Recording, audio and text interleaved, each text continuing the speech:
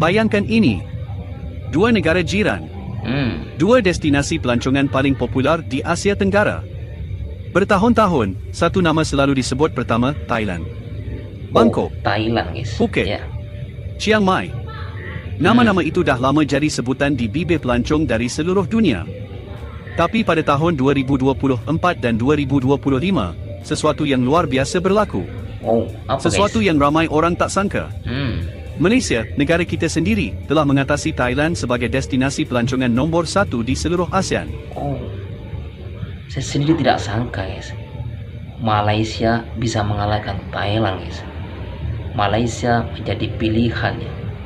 Apa yang menyebabkan Malaysia menjadi pilihannya guys? Daripada para pelancong ya. Bukan tipis, bukan sedikit, tapi dengan jurang yang sangat ketara. Dan hari ini, kita nak bongkar habis-habisan kenapa ini berlaku, apa yang Thailand buat salah, dan yang paling penting, adakah Apa yang Malaysia buat salah, mampu guys? kekal di puncak. Boot wet. Sebelum kita teruskan, sila subscribe supaya anda tak terlepas semua perkongsian subscribe penting dulu saya. channel beliau ya guys. Tulis I subscribe di ruangan komen, dan saya sendiri akan sambut anda ke dalam komuniti ini. Betul. Bismillahirrahmanirrahim. Assalamualaikum warahmatullahi wabarakatuh. Berjumpa kembali dengan saya guys, Timerek TV. Bagaimana kabar kalian semua? Semoga sentiasa dalam keadaan sehat walafiat. Semoga dilancarkan rezekinya dan dipermudahkan segala urusannya. Amin amin ya rabbal alamin. Oke teman-teman, dalam video ini ya kita bongkar habis-habisan kenapa pelancong dari seluruh dunia tiba-tiba pilih Malaysia. Ini penasaran guys. Orang tahu tak, Malaysia baru je buat sesuatu yang tak pernah berlaku dalam sejarah, mengatasi Thailand guys. Yang kita tahu Thailand sebagai destinasi pelancongan nomor 1 di ASEAN. Ramai yang tak sangka ini boleh jadi kenyataan, tapi angka tak pernah berbohong. Tentunya turis dunia pilih Malaysia guys. Thailand dah ketinggalan, apalagi Indonesia. Oke teman-teman, daripada penasaran seperti apakah videonya, langsung saja kita play. Namun bagi teman-teman yang baru singgah di channel Timerek TV, jangan lupa sebelum menonton video ini subscribe dulu channel Timerek TV dan nyalakan lonceng notifikasinya biar tidak ketinggalan updatean video-video terbaru dari channel ini. Langsung saja kita play seperti apakah videonya, let's go. Baik, jom kita mula. Okey, kita mulakan dengan angka. Sebab angka tak pernah berbohong. Pada tahun 2024, Malaysia menyambut seramai 38 juta pelancong antarabangsa. 38 juta. Angka ini bukan sahaja memecahkan rekod negara, ia turut menjadikan Malaysia sebagai negara paling banyak dikunjungi di seluruh ASEAN, mengatasi Thailand yang merekodkan 35.5 juta ketibaan pada tahun yang sama. Ini kali pertama dalam era moden Malaysia melepasi Thailand dalam kategori ini. Dan paling mengejutkan, pada 11 bulan pertama tahun 2025 sahaja, Malaysia sudah pun mencapai 38.3 juta ketibaan, melebihi jumlah keseluruhan tahun 2024 yang sudah pun rekod. Sementara itu, Thailand pada keseluruhan tahun 2025, mereka cuma berjaya menarik 32.97 juta pelancong. Penurunan 7.23% berbanding tahun sebelumnya. Ini merupakan penurunan tahunan pertama Thailand dalam satu dekad di luar tempoh pandemik.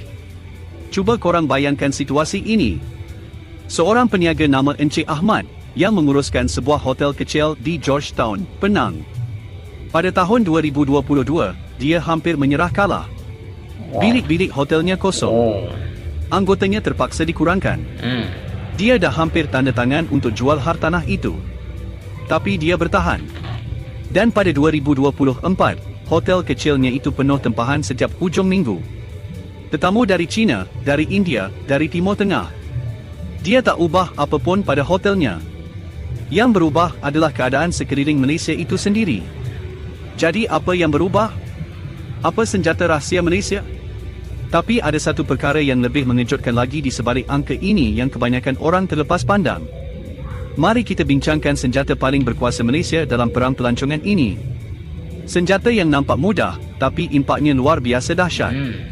Senjata itu namanya dasar visa bebas. Pada Disember 2023, Malaysia mengumumkan sesuatu yang menggegarkan industri pelancongan Asia, visa bebas selama 30 hari untuk rakyat China. Keputusan ini Jadi ini yang menyebabkan Malaysia menjadi pilihan ya guys, daripada pelancong-pelancong nih guys. nampak simple, tapi ia seperti membuka pintu besar kepada satu pasaran yang mengandungi lebih 1.4 bilion manusia. Dan impaknya segera. Berdasarkan laporan HSBC, ketibaan pelancong Cina ke Malaysia melonjak naik sebanyak 20% melebihi paras pra-pandemik 2019. Ini Dalam angka yang sangat tempoh menarik. Januari hingga April 2025 sahaja, hampir 1.8 juta pelancong Cina tiba di Malaysia, memanfaatkan kemudahan visa dan laluan penerbangan yang semakin banyak. Dan ini bukan berhenti di situ. Pada April 2025, Malaysia mengambil langkah lebih berani melanjutkan dasar visa bebas untuk rakyat Cina bukan setahun dua, tapi selama 5 tahun lagi, dengan pilihan untuk dilanjutkan sehingga 2036. 5 tahun kepastian. 5 tahun jaminan. Ini yang membezakan Malaysia daripada negara-negara lain.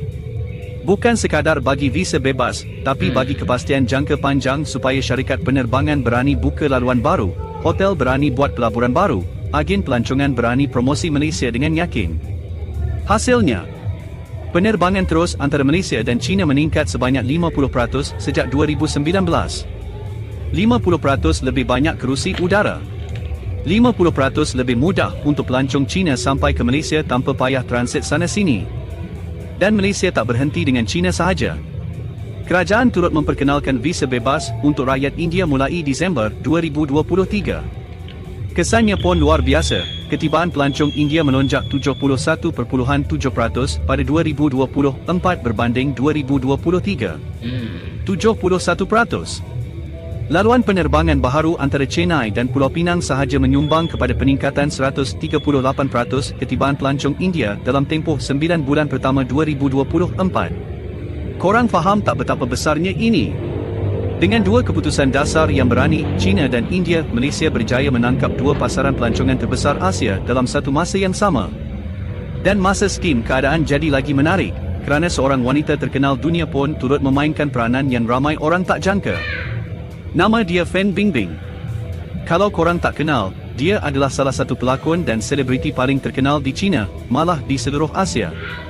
Pada 2024, Kerajaan Negeri Melaka membuat satu keputusan yang pada mulanya dianggap pelik oleh sesetengah pihak, melantik Fan Bingbing sebagai Duta Pelancongan Melaka. Apa yang berlaku selepas itu sangat mengejutkan. Kempen yang dijalankan Fan Bingbing di media sosial China, khususnya di platform WeChat, menjana lebih daripada 1.5 bilion tayangan. Wow. 1,5 bilion tayangan. Untuk satu negeri kecil di Malaysia. Bayangkan kuasa itu. Dan angka pelancong Cina yang datang ke Melaka berubah secara dramatik, daripada 204,818 orang pada 2023, melambung tinggi kepada 664,687 orang pada 2024. Peningkatan lebih 3 kali ganda dalam masa setahun. Korang ada bayangkan tak apa? Rakyat Malaysia seharusnya yang berbangga dengan pencapaian semacam ini ya teman-teman. Ini sungguh tidak mudah ya dilakukan. Untuk menarik pelancongan ya, untuk bisa mengunjungi Malaysia, hal semacam Apa yang ini bermakna kepada orang-orang biasa di Melaka? Ada seorang peniaga wanita yang telah berniaga cendol di Jonker Walk lebih 20 tahun. Namanya Puan Rohani. Selama bertahun-tahun, pelanggannya mostly pelancong tempatan dan sedikit orang asing. Tapi pada 2024, tokonya mula dikunjungi pelancong-pelancong Cina yang pegang handphone, screenshot menu dia, hantar ke kawan-kawan mereka di WeChat. Kata Puan Rohani, pendapatannya naik hampir 3 kali ganda dalam tempoh setahun. Tanpa dia ubah apapun dalam resipinya.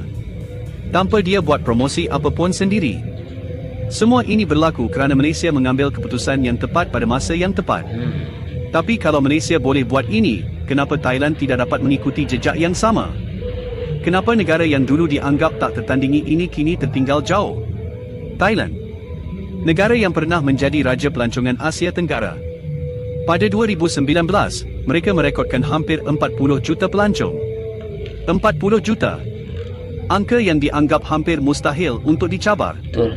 Tapi pada 2025, serangkaian kejadian yang mengerikan telah menghentam industri pelancongan negara itu bertubi-tubi. Pertama, ketegangan sempadan. Konflik antara Thailand dan Cambodia yang meletus pada 2025 telah mencipta suasana ketidakpastian yang besar. Berita-berita tentang ketegangan tentera, perdebatan sempadan, dan insiden-insiden yang dilaporkan secara meluas di media antarabangsa telah menakutkan pelancong, terutama mereka yang merancang lawatan ke wilayah-wilayah timur Thailand. Siapa yang mahu bercuti di kawasan yang terasa tidak selamat? Kedua, banjir besar. Wilayah-wilayah selatan Thailand, termasuk beberapa destinasi popular, dilanda banjir teruk semasa musim puncak pelancongan. Ini bukan sekadar ganggu perancangan pelancong, ia memusnahkan infrastruktur pelancongan, memaksa pembatalan beramai-ramai, dan menghantar imej negatif tentang Thailand ke seluruh dunia. Ketiga, dan mungkin yang paling menyakitkan bagi Thailand, kepercayaan pelancong Cina runtuh secara dramatik. Pada 2025, hanya 4.4 juta pelancong Cina yang tiba di Thailand, berbanding sasaran asal 8 juta. Penurunan sebanyak 33.55%. Thailand tidak ada dasar visa bebas untuk Cina seperti Malaysia. Dan dengan imej keselamatan yang tergugat, ramai pelancong Cina memilih untuk menuju Malaysia, Vietnam, atau negara lain sebaliknya.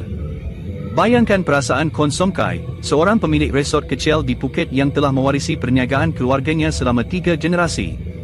Pada 2019, kadar penghunian resortnya mencecah 85%. Pada 2025, ia jatuh ke bawah 45%. Separuh dari bilik kosong. Separuh dari pekerja terpaksa dikurangkan waktu kerja. Kami tak salah buat apa, katanya dalam satu temu bual media tempatan. Tapi keadaan yang di luar kawalan kami inilah yang menghancurkan semuanya. Penguasa pelancongan Thailand sendiri mengakui situasi ini sangat mencabar. Tapeni Kitphaiboul, Gubernur Tourism Authority of Thailand menyatakan bahawa dalam keadaan semua yang berlaku, masih berjaya menarik lebih 30 juta pelancong sudah merupakan pencapaian yang patut dihargai. Tapi bagi sebuah negara yang pernah mendekati 40 juta, 32 juta terasa seperti kemunduran besar. Betul sekali, guys. Apa yang berlaku selepas ini sangat penting untuk korang faham, kerana ada faktor lain yang turut mengangkat Malaysia ke tempat yang lebih tinggi. Pada tahun 2025, Malaysia memegang satu peranan yang mungkin korang tak perasan tapi impaknya sangat besar, penerusi ASEAN. Apabila Malaysia jadi penerusi ASEAN, ia bermakna Malaysia berada di tengah-tengah perbincangan, persidangan, dan perhatian antarabangsa yang melibatkan 10 negara Asia Tenggara. Pemimpin dunia datang ke Malaysia. Syarikat-syarikat antarabangsa buat mesyuarat penting di Malaysia. Media dunia meliput Malaysia. Dan secara automatik, nama Malaysia kelihatan lagi banyak kali di mata dunia. Malaysia mendapat keterlihatan yang lebih besar di acara-acara serantau utama, kata Min Leong, Presiden Persatuan Pelancongan Inbun Malaysia.